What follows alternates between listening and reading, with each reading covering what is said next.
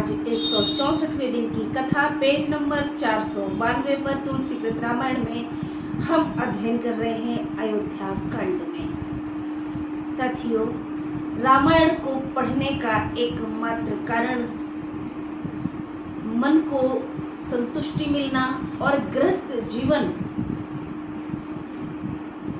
कैसे हम इससे पार पा जाते हैं। छोटी मोटी बाधाएं या ऑब्स्टिकल्स आती हैं, गृहस्थी में सबकी में आती है। कई बार हम दुविधा में होते हैं।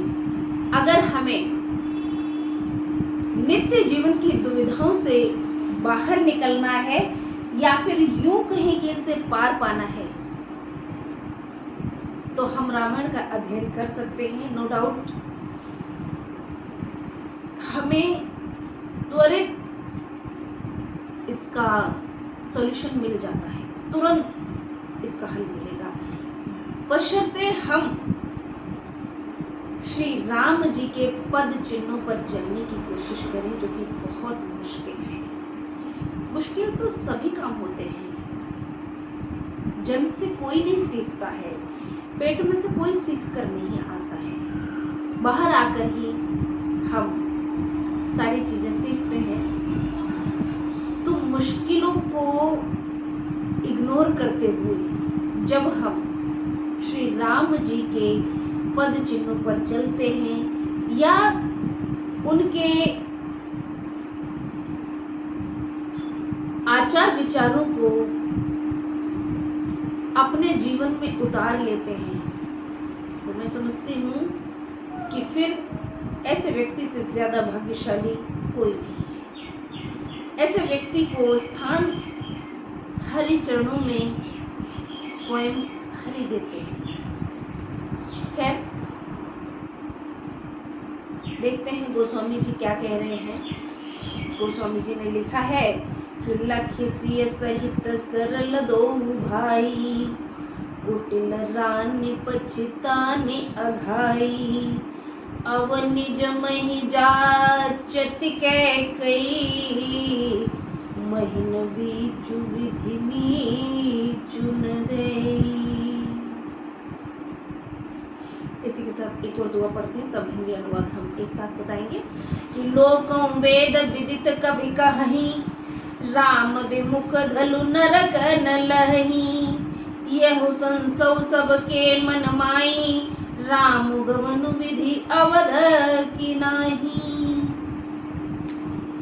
निसिन नींद नहीं भूख दिन, भरत विकल सुचि सोच, नीच कीच बिच मगन जस, मीनई सलिल संकोच। सियापति राम जय जय राम, मेरे प्रभु राम जय जय राम, अवधपति राम जय जय राम, श्री राम जय राम, श्री राम जय जय राम। इन चौपाइयों और दोहा के अर्थ हैं जो हमने अभी पढ़ी। सीता समेत दोनों भाइयों के सरल स्वभाव देखकर कुटिल रानी कैकेयी बहुत पछताई है। लास्ट कथा में हमने जाना था कि अगर हम स्वभाव से दुष्ट प्रवृत्ति के हैं और सुधरना चाहते हैं तो हम सुधर सकते हैं। जैसे मैया कैकेयी को पछतावा है आज अपने उस कर्तव्य पर, जब उन्होंने वरदान मांगे थे दशरथ जी से, दशरथ जी ने प्राण त्याग दिए, राम जी के साथ साथ लक्ष्मण जी भी वन में आ गए, सीता मैया भी आ गई, भरत जी ने राज्य का त्याग कर दिया, चौपट हो गया सब कुछ, तो उन्हें पछतावा है। अगर हम अपने जीवन में कुछ पछतावा कुछ गलत कार्य करते हैं, कोई गलत फैसला ले लेते हैं निजी जीवन में, और अगर पछतावा है, तो ये सबसे बड़ी कृपा है प्रभु की हमारे ऊपर। हाँ, और हम अगर किसी के साथ गलत कर देते हैं और उसकी माफी मांग ले, तो उससे बढ़िया कोई काम नहीं है। तो वही यहाँ गोस्वामी जी ने दर्शाया है। आज कैकेयी को भी बहुत पछतावा हो रहा है। वह पृथ्वी और विधाता से याचना करती है, परंतु पृथ्वी बीच और विधाता मौत नहीं देता। कहते हैं ना कि उंगली डाल के प्राण नहीं निकलते। अब जो काम किया है वो हमें भोगना ही पड़ेगा उसका फल। लोक और वेद में प्रसिद्ध है और है, कभी भी कहते हैं कि लोक और वेद में और भी लोग प्रसिद्ध हैं, लेकिन राम जी से विमुख को नरक में भी स्थान नहीं मिलता है। गोस्वामी जी का कहना है कि प्रसिद्धि तमाम तरीके से मिल सकती है, लेकिन राम जी से विमुख होकर आपको नरक में भी जगह नहीं मिलती। सबके मन में यह स्नेह है कि विधाता रामचंद्र जी अयोध्यापुरी को चलेंगे या नहीं। अब सोच में डूबे हुए सब लोग कि पता नहीं हमारे साथ राम जी लौटेंगे या नहीं, क्योंकि अगर उन्हें लौटना ही होता तो आते ही क्यों। हो सकता है राजा दशरथ के चले जाने के बाद उनका मन बदल जाए, तो सबको संशय है, शंका है कि पता नहीं जाएंगे वापस कि नहीं जाएंगे। भरत जी को न तो नींद है न दिन में भूख, वे पवित्र सोच में ऐसे व्याकुल हैं जैसे गड्ढे की कीच में मछली जल के संकोच में तड़पने लगती है। जब पानी कम हो जाए घड़े में पड़ी हुई मछली और फिर उसमें कीचड़, मिट्टी का जो गाढ़ा द्रव्य रहेगा तो उसमें फिर वो पड़पड़ाएगी। इस कदर राम जी व्याकुल है, विचलित है, क्योंकि महाराज की निधन की सूचना उनको मिली है, सब कार्य किए हैं, लेकिन माताएं मौजूद हैं वहां और विछोह होने वाला है। जाहिर सी बात है किसी भी पुत्र को विछोह का दुख तो होगा ही।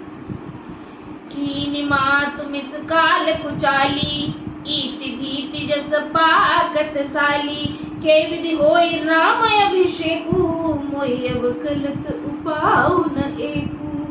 भरत जी सोचते हैं काल ने माता के बहाने कुचाल की है, जैसे पकी खेती में इति बाधा पैदा हो जाए। अब राम जी का राज तिलक कैसे हो, मुझे तो अब भी एक उपाय सूझ पड़ता है। क्या हो सकता है वो उपाय कि अवसि फिरई गुरु आय सुमानी, मुनि पुनि कहब राम रुचि जानी, मातु कयो बहु रई रघुराऊ, राम जननी हट करवे की काऊ।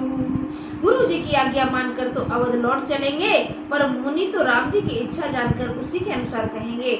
माता के कहने से भी लौट सकते हैं, परंतु राम जी की माता क्या कभी हट करेंगी? कभी नहीं करेंगी। अगर उन्हें हट करना होता तो भैया उसी दिन हट कर दी जिस दिन राम जी अयोध्या को त्याग करके वन गमन किए थे। मोय अनुचर करके दिखवाता, ते मैं कुसुमय बाम विधाता, जो हट करऊं त निपट कुकरमु, हर गिरते गुरु सेवक धर्म। मुझ सेवक की तो बात ही कितनी है, उसमें भी समय खोटा है और विधाता विरुद्ध है।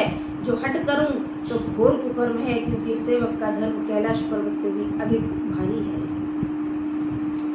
ऐसी ही हमारी सोच भी होनी चाहिए। गृहस्थ जीवन से अगर कथा को जोड़कर देखें तो विधाता ने जो रच रखा है वो होना जाना है। हमें ज्यादा टांग नहीं अड़ानी चाहिए, ज्यादा चिक नहीं करनी चाहिए। कई बार लोग अपनी ही चलाने में लग जाते हैं, अपनी ठान लेते कि नहीं हम कहेंगे सो ही होगा, हम कहेंगे तो खाना बनेगा, हम कहेंगे तो नहीं बनेगा। ये चीजें गलत हो जाती हैं। ऐसे ही एक सेवक का धर्म समझते हुए हमें अपने जीवन को आगे बढ़ा देना चाहिए। सामने वाले के बारे में भी सोचकर चलना चाहिए। कुल मिलाकर सार ये है। एक जुगो तिन मन ठहरानी, सोचत बरतई रहने बिहानी, प्रात नहाए प्रभु ही सिर नाई, बैठत बैठे ऋषि बोलाई। एक भी युक्ति भरत जी के मन में न ठहरी, सोच करते ही सब रात बीत गई। प्रातःकाल स्नान कर प्रभु रामचंद्र जी को सिर नवाकर बैठे ही थे कि वशिष्ठ जी ने उन्हें बुला लिया है। रात भर भरत जी सोचते रहे हैं क्या करें, प्रभु को मनाएं, वो चलेंगे नहीं चलेंगे कुछ नहीं पता है, और मैं तो सेवक हूँ।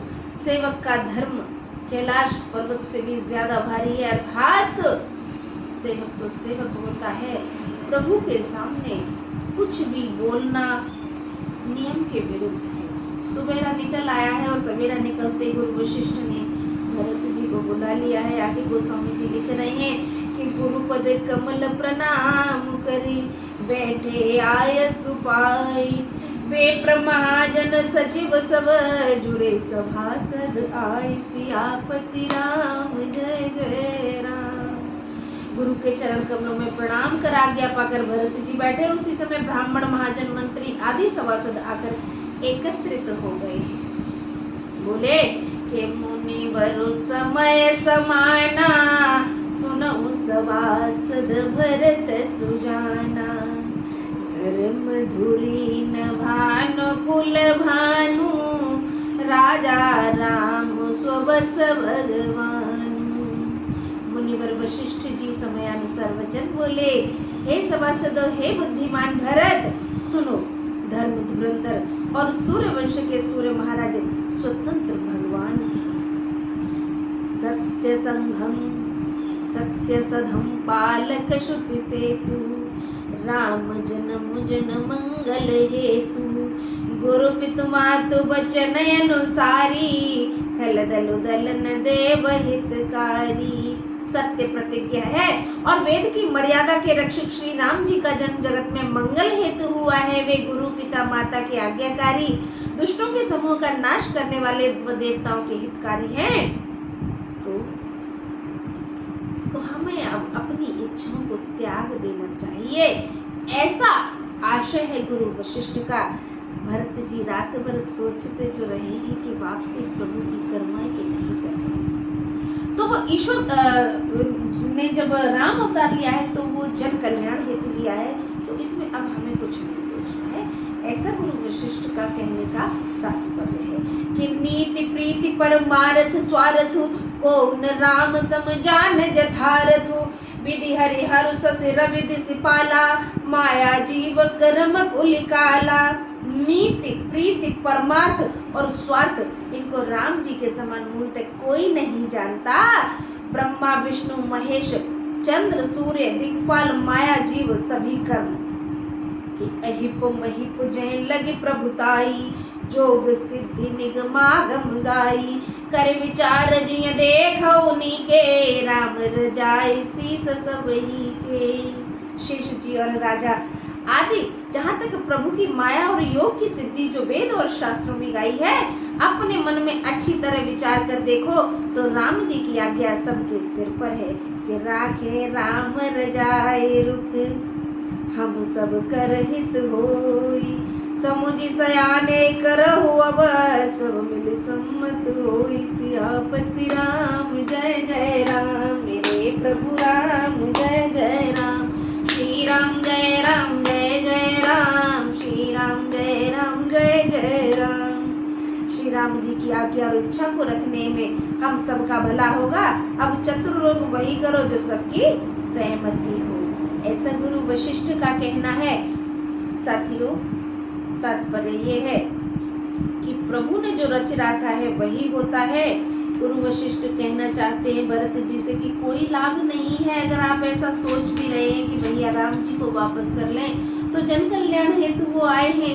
अभी तो राक्षसों का संहार करना है और बहुत से काम बाकी हैं। अगर ऐसा नहीं करना होता तो विधाता ऐसा खेल रचता ही क्यों, इन्हें वन में आना पड़ता। कैकेयी की बुद्धि पर पत्थर पड़ते और वो इस तरीके का वरदान मांग लेती। तो ये ईश्वर की गति है, वो जैसा आप चाह रहे हैं होने दीजिए। अब तो हमें घर के लिए प्रस्थान कर ही लेना चाहिए।